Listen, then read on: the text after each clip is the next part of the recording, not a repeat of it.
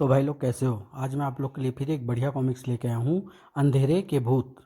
चलिए कहानी स्टार्ट करते हैं। बहुत वर्षों पहले हिमालय की सुरम्य घाटी में एक विशाल राज्य था, विजयनगर। उसका राजा विजयवर्मन बहुत दयालु और परोपकारी था। उसके राज्य में चारों ओर बहुत सुख समृद्धि और शांति थी।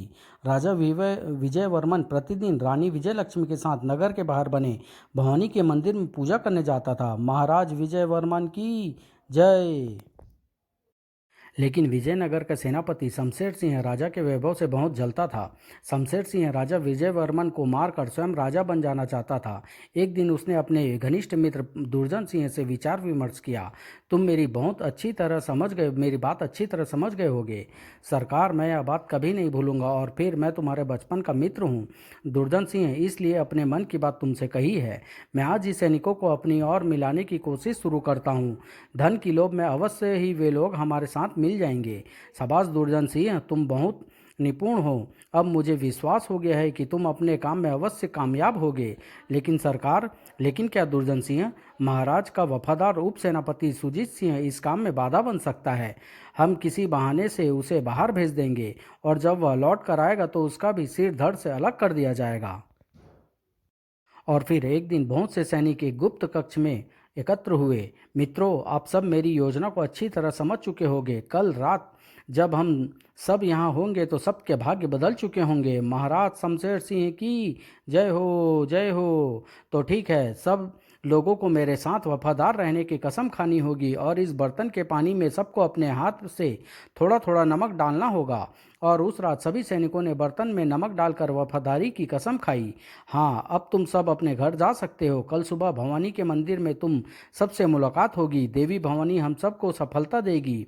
और उस रात सब सैनिक अपने घरों को लौट गए। अगले दिन जब राजा विजयवर्मन भवानी के मंदिर में जाने के लिए तैयार हुए। क्या बात है विजयलक्ष्मी, आज तुम अभी तक तैयार नहीं हुई हो? महाराज, आज मैं आपके साथ नहीं चल सकूंगी। ऐसी क्या बात है विजयलक्ष्मी जो तुम साथ चलने से इनकार कर रही हो? महाराज, मैं कुछ कहते कहते रानी विजयलक्ष्मी लजा गई। कहो कहो विजयलक्ष्मी, इस कक्ष में हम दोनों के सिवा कोई नहीं है। महाराज, मैं आपको दूसरे बच्चे की माँ बनने वाली हूँ। सच विजयलक्ष्मी, तुमने हमारा हृदय खुशी से भर दिया। आज हमें देवी माँ से आशीर्वाद मांगेंगे कि हमारी सुंदर सी बेटी हो। उस दिन अकेला ही राजा विजयवर्मन भवानी के मंदिर की ओर चल दिया। शमशेर सिंह, आज मुझे अंगरक्षकों में कुछ नए चेहरे दिखाई दे रहे हैं। हाँ महाराज, मैंने कुछ अधिक विश्वास पात्र बहादुर सैनिकों को अंगरक्षक बनाया है। भवानी के मंदिर में पहुंचकर राजा विजयवर्मन ने देवी की पूजा आरंभ कर दी, लेकिन शमशेर सिंह अपने ही षड्यंत्र में खोया हुआ था। ओ दुर्गा भवानी जय जय। और फिर जैसे ही राजा ने देवी की मूर्ति के सामने सिर झुकाया, तभी शमशेर सिंह ने झपट कर राजा की गर्दन पर एक भरपूर वार किया। खचाक नहीं, आह। शमशेर सिंह द्वारा राजा का सिर कटते ही दुर्जन सिंह ने पास खड़े राजा के विश्वास पात्र अंगरक्षकों पर प्रहार किया। राजा के स्वामी भक्त कुत्तों, यह लो अपना पुरस्कार। आह आह। कुछ ही देर में शमशेर सिंह के सैनिकों ने राजा के विश्वास पात्र अंगरक्षकों को मार डाला।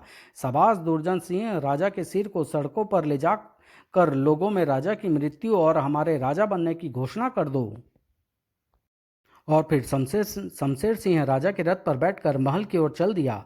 महाराज शमशेर सिंह की जय हो, महाराज शमशेर सिंह की जय हो। राजा शमशेर सिंह, राजा राजा विजयवर्मन के मृत्यु का समाचार पूरे नगर में आग की तरह फैल गया। राजा के कुछ सैनिकों ने शमशेर सिंह का विरोध किया। आह आह आह, बचाओ। दुर्जन के सैनिकों ने उन्हें मार दिया। शमशेर सिंह ने राजगद्दी पर बैठते ही दुर्जन सिंह को आदेश दिया। दुर्जन सिंह, रानी विजयलक्ष्मी को बंदी बनाकर तुरंत हमारे सामने लाया जाए। महाराज, मैं अभी उन्हें पकड़ कर लाता हूँ। उधर भवानी मंदिर का पुरोहित सत्यानंद मंदिर के नीचे बनी एक गुप्त सुरंग द्वारा महल में रानी के पास पहुंचा। महारानी, शमशेर सिंह ने महाराज की हत्या कर दी है और अब वह स्वयं राजा बन गया है। क्या? वह दुष्ट महल की तरफ आ रहा होगा। इससे पहले कि वह यहाँ आकर तुम्हारी और राजकुमार की हत्या कर दे, तुम्हें मेरे साथ चलना होगा। नहीं, मैं कहीं नहीं जाऊंगी। मैं शमशेर सिंह को जीवित नहीं छोड़ूंगी। मैं भी क्षत्रिय स्त्री हूँ। महारानी जी, पागल ना बनो। हमें यहाँ से तुरंत भाग निकलना चाहिए। समय आने पर हम उससे बदला लेंगे। लेकिन पुरोहित जी, मंदिर में आपका बेटा जयदेव, क्या उसे ऐसे ही शत्रुओं के बीच छोड़ जाओगे? हम उसे लेने मंदिर में नहीं जा सकते। माँ भवानी ने चाहा तो वह बच जाएगा। अब चलो जल्दी महारानी। और फिर बिना कुछ कहे महारानी अजय को गोद में लेकर पुरोहित के साथ चल दी। पुरोहित सत्यानंद फिर उसी गुप्त सुरंग से रानी को लेकर दूर जंगल में निकल गया और फिर घने जंगल में दौड़ते हुए वे दोनों बहुत दूर निकल गए थे। ओह, अब मुझसे नहीं चला जाता महारानी, बस थोड़ी सी दूर और वहाँ एक गुफा है, हम वहीं चल कर रहेंगे। ओह लाओ, राजकुमार को मैं गोद में ले लेता हूँ। भाग्य की कैसी विडंबना है, जब महारानी को महलों में आराम करना चाहिए था उस समय जंगल में भटकती फिर रही है। और कुछ दिनों बाद पहाड़ की एक गुफा में रानी विजय लक्ष्मी ने एक कन्या को जन्म दिया। ओह भगवान, इस संकट की घड़ी में महारानी की रक्षा करना। पुरोहित ने उस कन्या का नाम पद्मा रखा। सचमुच वह लक्ष्मी की तरह सुंदर और चंचल थी। समय के साथ साथ अजय और पद्मा बड़े होते गए। पुरोहित ने उन्हें शस्त्र विद्या सिखानी प्रारंभ कर दी। शाबाश अजय, शाबाश पद्मा बेटी, तुम दोनों के निशाने अचूक होते हैं। तुम बड़े होकर अत्यंत निपुण धनुर्धारी बनोगे। उनके युवा होने तक पुरोहित ने उन दोनों को शस्त्र विद्या में अत्यंत निपुण बना दिया था। एक दिन जब तीनों गुप्त जानवरों का शिकार करके गुफा में पहुंचे तो आह, तुम आ गए बेटे, अब शायद मैं अधिक समय तक जीवित नहीं रहूंगी। नहीं माँ, नहीं माँ, तुम ऐसा क्यों कह रही हो? तुम हमें छोड़कर नहीं जा सकती। बेटा, मेरी एक ही प्रबल इच्छा थी कि मैं शमशेर सिंह का तुम्हारे हाथों से मरता हुआ देखती। माँ, तुम्हारी इच्छा मैं पूरी करूँगा, मैं तुम्हें वचन देता हूँ। माँ, उस कमीने को मैं कुत्ते की मौत मारूंगा। आप बिल्कुल ठीक हो जाएंगी महारानी, अभी तो आप अजय को सिंहासन पर बैठा हुआ देखोगे। माँ, जब तक मैं शमशेर सिंह से अपने पिताजी की हत्या का बदला नहीं ले लूँगा, आपको मरने नहीं दूंगा। बेटे, मुझे विश्वास है कि तुम शमशेर को उसके अपराध की सजा अवश्य दोगे, लेकिन मैं तुम्हारे पिताजी के साथ स्वर्ग में बैठकर उस दिन की प्रतीक्षा करूंगी। माँ माँ, भगवान महारानी की आत्मा को शांति देना। और बोलते बोलते महारानी ने प्राण त्याग दिए। कुछ दूर जंगल में सूखी लकड़ियां एकत्र करके महारानी का अंतिम संस्कार किया गया। और उस दिन गुफा की ओर लौटते समय, शमशेर सिंह, तुम्हारे कारण आज माँ को जंगल में सिसक सिसक कर मरना पड़ा है। मैं तुमसे अपने पिता और माँ की मृत्यु का ऐसा बदला लूंगा कि फिर कोई किसी से विश्वासघात नहीं करेगा। और कुछ दिन बाद, वत्स, अब समय आ गया है कि हम विजयनगर में चलकर शमशेर को मारने की कोशिश करें। हाँ गुरुदेव, उस दुष्ट को मारने के लिए मेरी बाहें भी फड़क रही है। गुरुदेव, मैं भी अपने पिताजी के हत्यारों को जीवित नहीं छोड़ूंगी। बच्चों, तुम्हें अभी इतना उत्तेजित नहीं होना चाहिए। पहले हमें नगर में पहुंचकर वहां की स्थिति देखनी होगी। संभव है 18 वर्षों में उसने अपनी शक्ति बढ़ा ली हो। प्रजा भी शायद अपने पुराने राजा को भूल चुकी हो। पहले हमें प्रजा को उसके विरुद्ध करना होगा। और फिर तीनों अपना वेश परिवर्तित करके विजयनगर के समीप पहुंचे। वत्स, शमशेर को अपने लौट आने की आशंका होगी, लेकिन इस रूप में हमें कोई नहीं पहचान सकेगा। हाँ गुरुदेव, वह दुष्ट आपको नहीं भूला होगा। जब वे विजयनगर के मुख्य द्वार पर पहुंचे तो यह देखकर चौंक पड़े कि सैनिक सभी लोगों का निरीक्षण कर रहे थे। अच्छा हुआ गुरुदेव, हमने अब पहले ही अपना वेश बदल लिया, नहीं तो सैनिक आपको पहचान लेते। जैसे ही वे मुख्य द्वार की तरफ बढ़े, ठहरो, कौन हो तुम और विजयनगर में क्यों आए हो? सरकार, हम तो गरीब आदमी हैं, नगर में मजदूरी करने आए हैं। यह लड़की कौन है? जी, यह मेरी बहन पद्मा है और यह मेरे बापू हैं सरकार। अब हम नगर में जाएं? हाँ हाँ ठीक है, तुम नगर में जा सकते हो। और फिर तीनों निर्भय होकर आगे बढ़ गए। कुछ दूर चलकर उन्होंने देखा, गुरुदेव, सचमुच विजयनगर तो अति सुंदर और वैभवशाली है। हाँ बेटे, तुम्हारे पिता को अपनी प्रजा से बहुत प्यार था। उन्होंने इस नगर को सुंदर बनाने के लिए बहुत परिश्रम किया था और दुष्ट शमशेर ने उन्हें मारकर नगर की वैभवता को नष्ट कर दिया। वे तीनों नगर में घूम रहे थे कि तभी आकाश पर काले काले बादल छाने लगे। अरे, यह एकाएक सूरज कैसे छिप गया? ओह, ऐसा अंधेरा दिन में फैलता तो हमने कभी नहीं देखा। वर्षा का मौसम भी नहीं है, फिर काले काले बादल कैसे छा गए? और देखते देखते गहरा अंधेरा फैल गया। कुछ पलों बाद तेज दौड़ते हुए घोड़ों के टापों की आवाज सुनाई दी। भागो भागो, अंधेरे का भूत आ गए, भागो अंधेरे के भूत। कुछ ही देर बाद सड़क किनारे एक ऊंची हवेली में चीख पुकार होने लगी, हाय मैं मरा, ओह बचाओ। और कुछ देर बाद जब अंधेरा नष्ट हुआ तो अंधेरे के भूत मेरे नाथ का सिर काट कर ले गए। तीनों विस्मय से डूबे हुए आगे की ओर चल पड़े। गुरुदेव, यह अंधेरे के भूतों का क्या रहस्य है? अजय, अभी कुछ नहीं कहा जा सकता। काफी दूर चलकर उन्होंने एक मंत्री की हवेली के पास जाकर देखा तो वह चौंक पड़े। अरे, डाकुओं ने मंत्री बहादुर सिंह को मार डाला और उसका सिर भी काट कर ले गए। अरे, वह डाकू नहीं थे, अंधेरे के भूत थे। तभी दूर से सैनिकों को आता देख तीनों आगे की ओर चल दिए। गुरुदेव, इस नगर में तो विचित्र घटनाएं हो रही है, हमें जल्दी ही कहीं ठहरने की जगह ढूंढनी चाहिए। अजय, सामने एक धर्मशाला दिखाई दे रहा है, कुछ दिन वहां ठहर जाते हैं। धर्मशाला के मुंशी ने अच्छी तरह पूछताछ करके उन्हें ठहरने के लिए एक कमरा दे दिया। विजयनगर में पिछले 6 महीने से अंधेरे के भूत का आतंक छाया हुआ था। अंधेरे के भूत दिन दहाड़े आते थे, फिर देखते ही देखते अंधेरा छा जाता था, और जब वे लौटते थे तो वहां किसी की सिर विहीन लाश मिलती थी। अंधेरे के भूतों ने अभी तक सिर्फ शमशेर सिंह के खास मित्रों और राजकीय लोगों को ही अपना निशाना बनाया था, लेकिन फिर भी उनके ऐश्वर्य में कमी नहीं आई थी। नहीं, मैं नहीं ना सकती, मुझे छोड़ दो, मुझे जाने दो, भगवान से डरो। हा हा, जब तक हमारा मित्र शमशेर सिंह राजा है, हम किसी से नहीं डरते, तुम्हें नाचना पड़ेगा। तभी बाहर काले काले बादल छा गए, उस कमरे में भी काला धुआं भर गया। अरे, यह काला धुआं कहाँ से आया? अंधेरे में चीख पुकार सुनाई दी, और जब काले बादलों का अंधेरा छटा तो सबके धड़ पड़े थे, लेकिन उनका सिर गायब था। ओह, अंधेरे के भूतों ने सबका कत्ल कर दिया, हे भगवान। तभी एक सैनिक ने महल में पहुंचकर शमशेर सिंह को सूचना दी, महाराज की जय हो, अंधेरे के भूतों ने आज सेठ दिलावर सिंह और उसके कुछ मित्रों की हत्या कर दी। ओह, इन अंधेरे के भूतों का प्रकोप दिन प्रतिदिन बढ़ता जा रहा है। दुर्जन सिंह, अभी तक इस रहस्य का पता क्यों नहीं लगाया गया?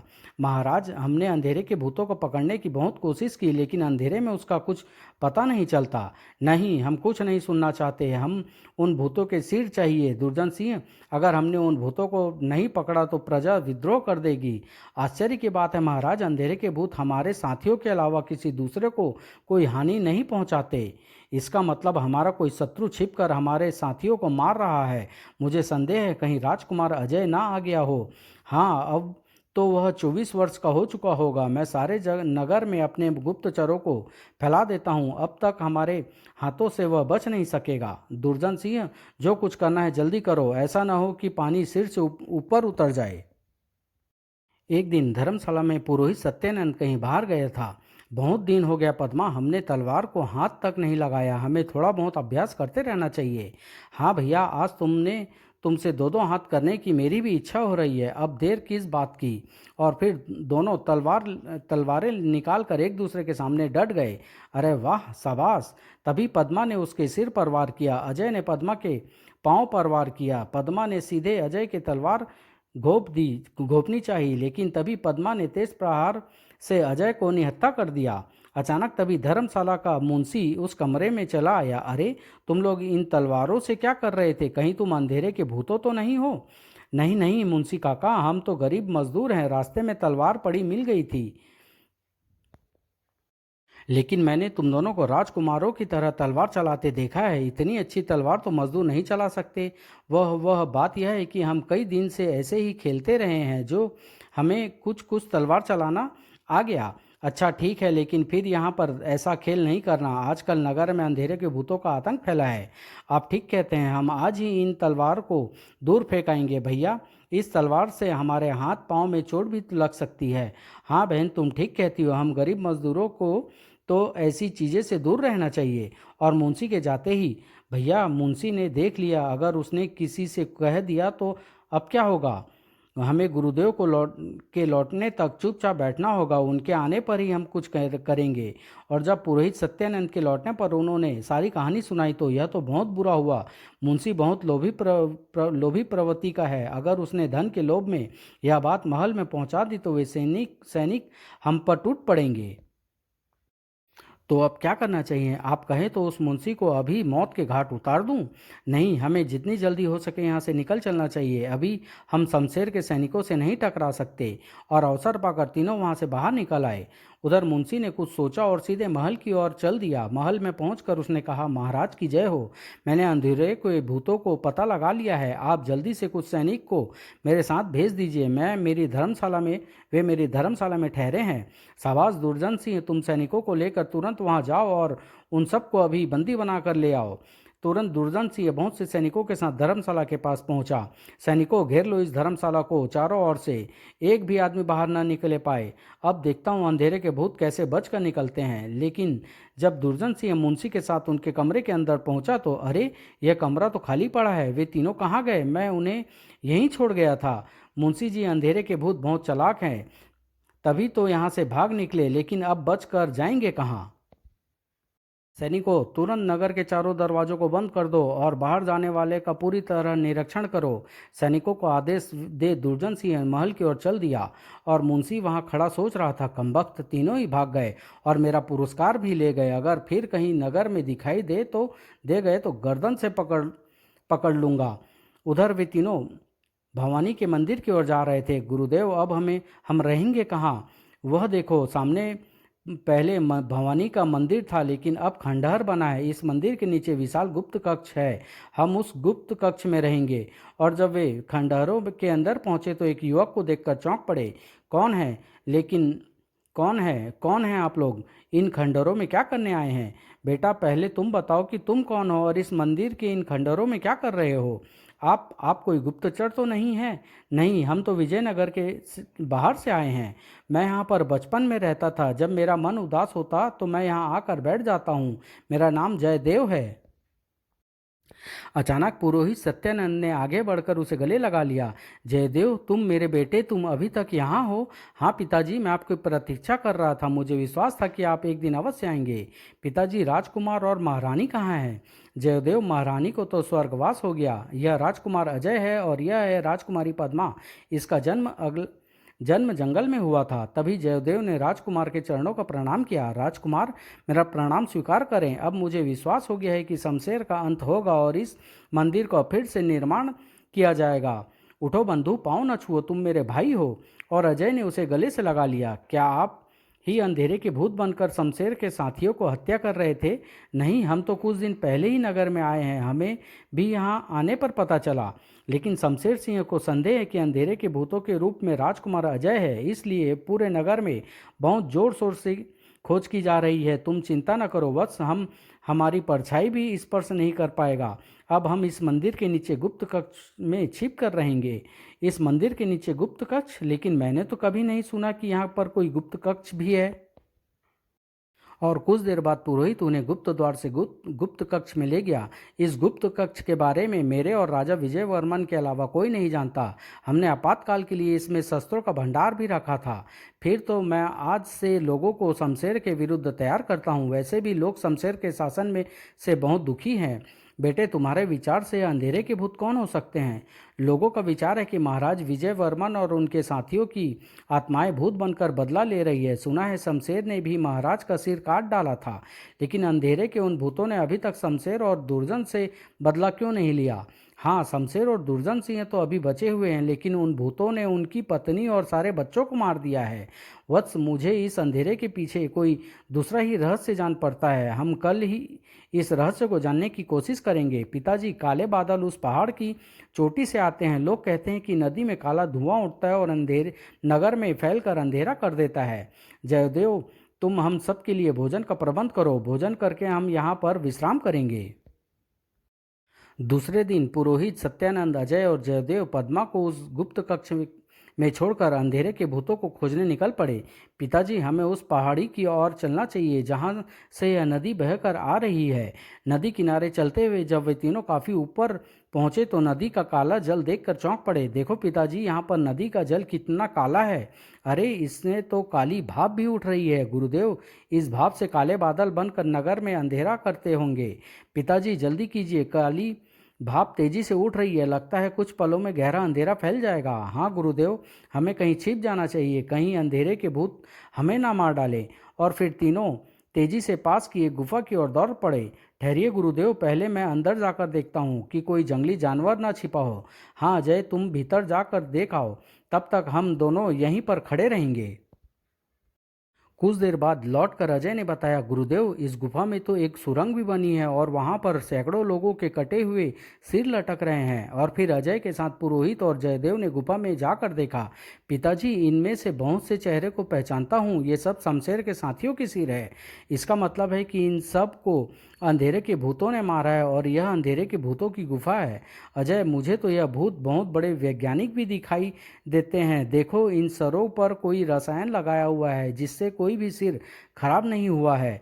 और तभी खट खट खट। पिताजी, हमें जल्दी से छिप जाना चाहिए, लगता है कोई भीतर आ रहा है। और वे तीनों जल्दी से छिप गए। तभी घोड़े पर सवार दो व्यक्ति वहां आए। सोम, आज हमने उन लोगों को भी मार डाला जिन्होंने हमारे परिवार के लोगों की हत्या करने में शमशेर का साथ दिया था। अब मैं इन सिरों पर रसायन लगाकर यहाँ पर लटका देता हूँ। सोम, मैं चाहता हूँ कि राजकोष लूटकर गरीब प्रजा में बांट दूँ ताकि शमशेर पैसे पैसे के लिए मोहताज हो जाए। नहीं अजीत, राजकोष लूटने से पहले हमें शमशेर को मार देना चाहिए, फिर राजकोष पर स्वयं ही हमारा अधिकार हो जाएगा। तुम जानते हो सोम, हम शमशेर को नहीं मार सकते क्योंकि उसे मारने का अधिकार केवल राजकुमार को है, और अब तो राजकुमार बड़ा हो गया होगा। हाँ, याद आया, कल मुझे कुछ गुप्तचरों ने संदेश दिया था कि राजकुमार और पुरोहित जी नगर में पहुंच चुके हैं, लेकिन हम उन्हें कहाँ ढूंढेंगे। गुप्तचरों ने यह भी कहा है कि शमशेर को संदेह है कि राजकुमार बड़ा होकर यहाँ आएगा, इसलिए नगर में गुप्तचरों का जाल फैला रखा है। सोम, वे कहीं शमशेर के सैनिकों के हाथ न लग जाएं। अजीत, एक बात मेरी समझ में नहीं आई। गुप्तचरों ने बताया कि पुरोहित और राजकुमार के साथ एक नवयुवती भी आई है, वह कौन हो सकती है? सोम, यह तो उनके मिलने पर ही पता चलेगा। हमें सबसे पहले उन्हें खोज कर यहाँ लाना होगा। चलो हम उन्हें खोजने चलते हैं। अभी वे दोनों चलने के लिए तैयार हुए थे कि तभी, ठहरो वत्स, तुम्हें उनको उनकी खोज में कहीं नहीं जाना पड़ेगा। अगले पल दोनों ने तलवारें तलवारें निकाल ली। कौन हो तुम लोग और यहाँ कैसे आए? अजीत, सोम, मैं ही पुरोहित सत्यानंद हूँ, यह है राजकुमार अजय और यह है मेरा बेटा जयदेव। और तलवार फेंककर दोनों पुरोहित के चरणों में झुक गए। गुरुदेव, आप आ गए। हमारी वर्षों की चिंता दूर हो गई। न जाने कब से हम आपकी प्रतीक्षा कर रहे थे। लेकिन बेटे, तुम यह अंधेरे कैसे फैलाते हो? हम नदी के जल में रसायन मिलाकर भाप बनाते हैं। वायु से उड़कर भाप काले बादलों के रूप में नगर के किसी भी भाग में अंधेरा कर देती है। पुरोहित ने अजीत को गौर से देखा। बेटे, तुम्हें देखकर मुझे अपने मित्र सुजीत सिंह की याद आती है। कहीं तुम उनके मैं सुजीत सिंह कहीं बेटा हूँ, लेकिन अब पिताजी नहीं है उन्हें। सच? तुम सुजीत सिंह के बेटे हो? तुम्हें देखकर बहुत खुशी हुई है, लेकिन सुजीत सिंह को क्या हुआ? वह तो उप सेनापति था। उन्हें शमशेर और उसके साथियों ने मार डाला। राजा विजय वर्मन और अपने पिता के साथ दूसरे निर्दोष लोगों की हत्या का बदला मैंने इन सब के सिरों को काट कर लिया है, लेकिन अब तुम्हें किसी का सिर नहीं काटना पड़ेगा। शेष लोगों के सिर मैं काटूंगा। मैं कल शमशेर को मारकर सारी प्रजा को उसके अत्याचारों से मुक्त कर दूंगा।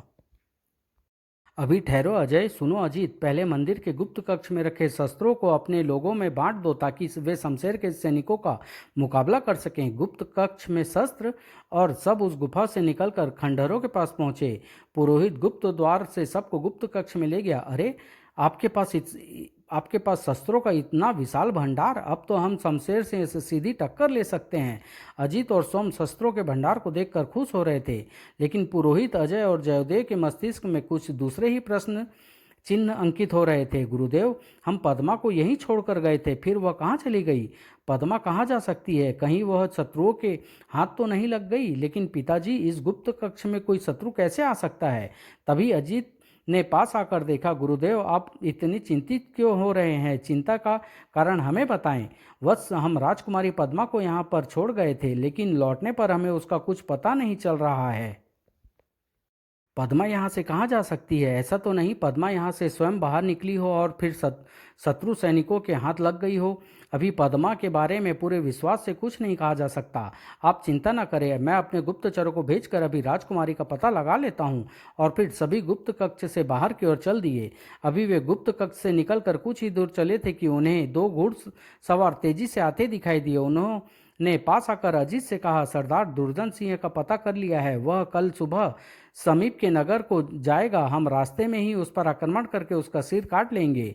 शाबाश, तुम्हें पुरस्कार दिया जाएगा। सरदार, आज दुर्जन सिंह के सैनिक एक सुंदर नवयुवती को पकड़कर शमशेर के पास ले गए हैं। अवश्य ही वह पद्मा ही होगी। गुरुदेव, हमें तुरंत ही महल पर आक्रमण कर देना चाहिए। कहीं वह दुष्ट शमशेर पद्मा को मार ही ना डाले। हाँ पिताजी, हमें पल भर की भी देर नहीं करनी चाहिए। अजीत, तुम अपने सभी साथियों को यहाँ बुलाकर हमारे शस्त्र बांट दो। मैं तुम सबको एक सुरंग द्वारा महल में ले चलूंगा।